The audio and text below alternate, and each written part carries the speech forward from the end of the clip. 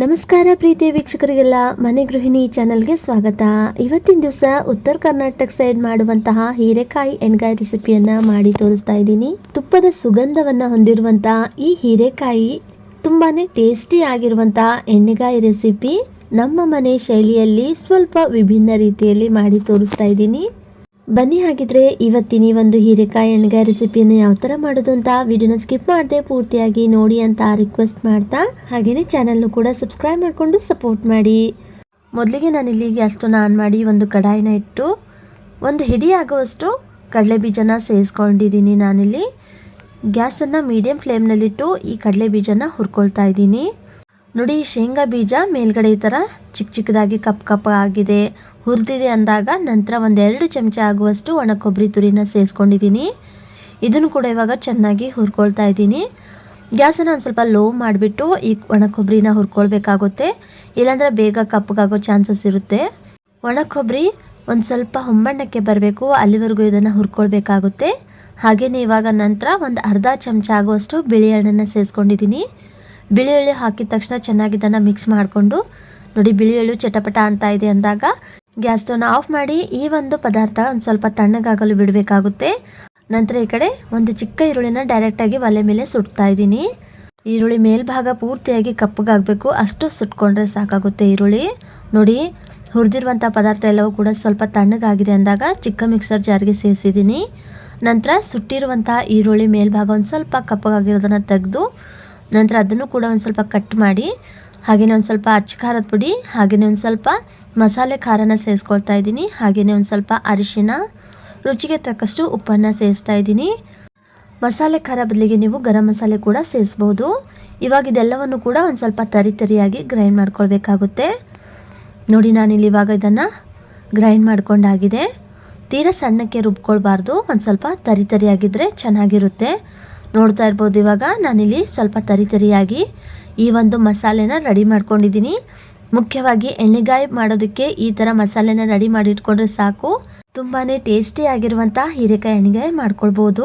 ನೋಡಿ, ಹೀರೆಕಾಯಿನ ನಾನಿಲ್ಲಿ ಈ ಥರ ಕಟ್ ಮಾಡ್ಕೊಂಡಿದ್ದೀನಿ. 4 ಭಾಗದಾಗಿ ಹೀರೆಕಾಯಿನ ಕಟ್ ಮಾಡಿರ್ತೀವಲ್ವ, ಆ ಭಾಗದಲ್ಲಿ ಈ ಮಸಾಲೆನ ಈ ಥರ ಫಿಲ್ ಮಾಡ್ತಾ ಇದ್ದೀನಿ.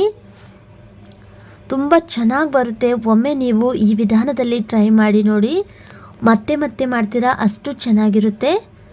ನೋಡಿ, ಸ್ವಲ್ಪನೇ ಮಸಾಲೆನ ತಗೊಂಡು ಈ ಹೀರೆಕಾಯಿನಲ್ಲಿ ಈ ಥರ 4 ಭಾಗದಾಗೆ ಕಟ್ ಮಾಡಿರ್ತೀವಲ್ವ, ಎಲ್ಲ ಭಾಗದಲ್ಲೂ ಇದನ್ನು ಈ ಥರ ಬಿಡಿಸಿ ಫಿಲ್ ಮಾಡಬೇಕಾಗುತ್ತೆ. ನಾನಿಲ್ಲಿ ಒಂದು 2 ಹೀರೆಕಾಯಿನ ಇದೇ ಥರ ಒಂದು ಸ್ವಲ್ಪ ಚಿಕ್ಕದಾಗಿ ಹೋಳು ಮಾಡಿಕೊಂಡು, ಆ ಚಿಕ್ಕದಾಗಿ ಹೋಳು ಮಾಡಿರುವಂಥ ಭಾಗನ 4 ಭಾಗದಾಗಿ ಮಾಡಿಕೊಂಡು ಮಸಾಲೆನ ಫಿಲ್ ಮಾಡ್ಕೊಳ್ತಾ ಇದ್ದೀನಿ. ಈ ಎಣ್ಣೆಗಾಯಿ ಮಾಡೋದಕ್ಕೆ ಹೀರೆಕಾಯಿ ತುಂಬ ದಪ್ಪದಾಗಿದ್ದರೆ ಚೆನ್ನಾಗಿರೋದಿಲ್ಲ, ಸ್ವಲ್ಪ ಎಳೆದಾಗಿ ಮತ್ತು ಸ್ವಲ್ಪ ಸಣ್ಣಕ್ಕಿರುವಂಥ ಹೀರೆಕಾಯಿ ಆದರೆ ಇನ್ನೂ ಚೆನ್ನಾಗಿರುತ್ತೆ. ಆ ಥರ ಇರುವಂಥ ಹೀರೆಕಾಯಿ ಆದರೆ ಇನ್ನೂ ಟೇಸ್ಟಿಯಾಗಿರುವಂಥ ಹೀರೆಕಾಯಿ ಎಣ್ಗಾಯಿ ರೆಸಿಪಿ ತಯಾರಾಗುತ್ತೆ ಅಂತಲೇ ಹೇಳ್ಬೋದು. ಎಲ್ಲ ಹೋಳು ಮಾಡಿಟ್ಟಿರುವಂಥ ಹೀರೆಕಾಯಿನ ಮಸಾಲೆ ಫಿಲ್ ಮಾಡಿಟ್ಟಿದ್ದೀನಿ. ನಂತರ ಈ ಕಡೆ ಗ್ಯಾಸ್ ಸ್ಟವ್ ಆನ್ ಮಾಡಿ ಒಂದು ಕಡಾಯಿಗೆ ಒಂದು 2 ಟೇಬಲ್ ಸ್ಪೂನಷ್ಟು ಎಣ್ಣೆನ ಸೇರಿಸಿದ್ದೀನಿ. ಎಣ್ಣೆ ಒಂದು ಸ್ವಲ್ಪ ಬಿಸಿಯಾಗಿದೆ ಅಂದಾಗ ಜೀರಿಗೆ ಸಾಸಿವೆನ ಸೇರಿಸಿ, ಜೀರಿಗೆ ಸಾಸಿವೆ ಎಲ್ಲವೂ ಕೂಡ ಚಟಪಟ ಅಂತ ಇದೆ ಅಂದಾಗ ಒಂದು ಸ್ವಲ್ಪ ಜಜ್ಜಿರುವಂತಹ ಬೆಳ್ಳುಳ್ಳಿನ ಸೇರಿಸ್ತಾ ಇದ್ದೀನಿ. 6ರಿಂದ 7 ಬೆಳ್ಳುಳ್ಳಿ ಹೆಸಲನ್ನು ನಾನಿಲ್ಲಿ ಜಜ್ಜಿಬಿಟ್ಟು ಹಾಕ್ಕೊಂಡಿದ್ದೀನಿ. ಬೆಳ್ಳುಳ್ಳಿ ಒಂದು ಸ್ವಲ್ಪ ಹೊಂಬಣ್ಣಕ್ಕೆ ಬರಬೇಕು, ಅಲ್ಲಿವರೆಗೂ ಇದನ್ನು ಫ್ರೈ ಮಾಡ್ಕೊಳ್ಬೇಕಾಗುತ್ತೆ.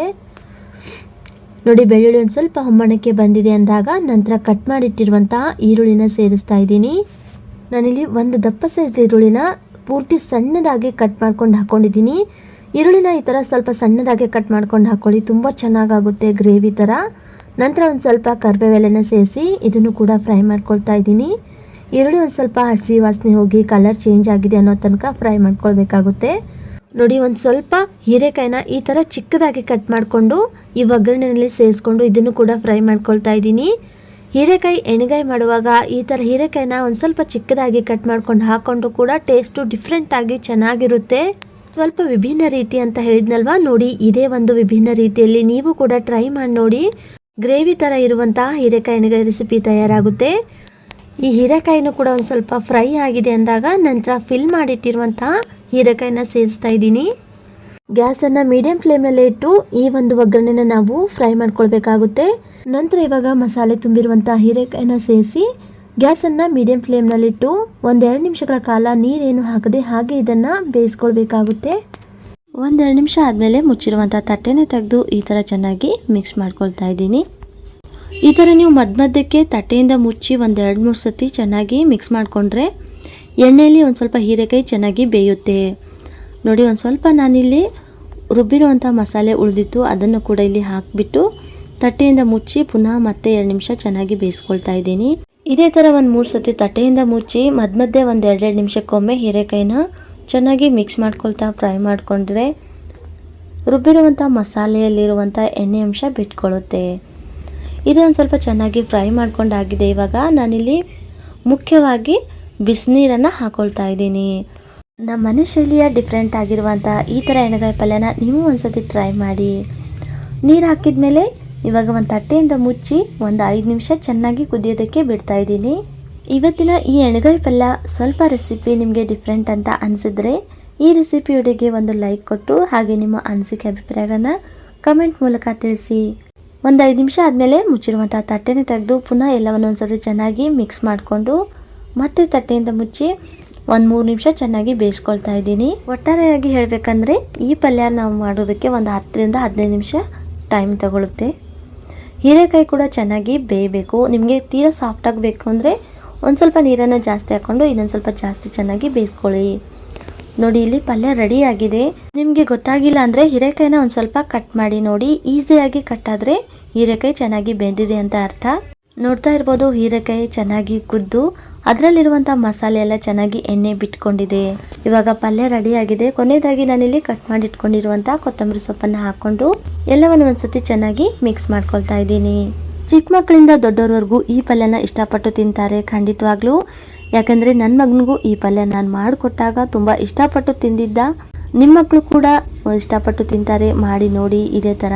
ನೋಡಿದ್ರಲ್ಲ ಸ್ನೇಹಿತರೆ, ಸ್ವಲ್ಪ ವಿಭಿನ್ನ ಶೈಲಿಯಲ್ಲಿ ಮಾಡಿರುವಂತಹ ಹೀರೆಕಾಯಿ ಎಣ್ಗಾಯಿ ರೆಸಿಪಿ. ಇವತ್ತಿನ ರೆಸಿಪಿ ವಿಡಿಯೋ ನಿಮಗೆ ಇಷ್ಟ ಆಗಿದ್ರೆ ಈ ರೆಸಿಪಿ ವಿಡಿಯೋಗೆ ಲೈಕ್ ಮಾಡಿ, ಶೇರ್ ಮಾಡಿ, ಕಮೆಂಟ್ ಮಾಡಿ. ಹಾಗೇನೇ ಇದೇ ಥರದ ಇನ್ನಷ್ಟು ಹೆಚ್ಚಿನ ರೆಸಿಪಿ ವಿಡಿಯೋಗಳಿಗಾಗಿ ಮನೆ ಗೃಹಿಣಿ ಚಾನಲ್ನು ಕೂಡ ಸಬ್ಸ್ಕ್ರೈಬ್ ಮಾಡಿಕೊಂಡು ಸಪೋರ್ಟ್ ಮಾಡಿ. ಧನ್ಯವಾದಗಳು.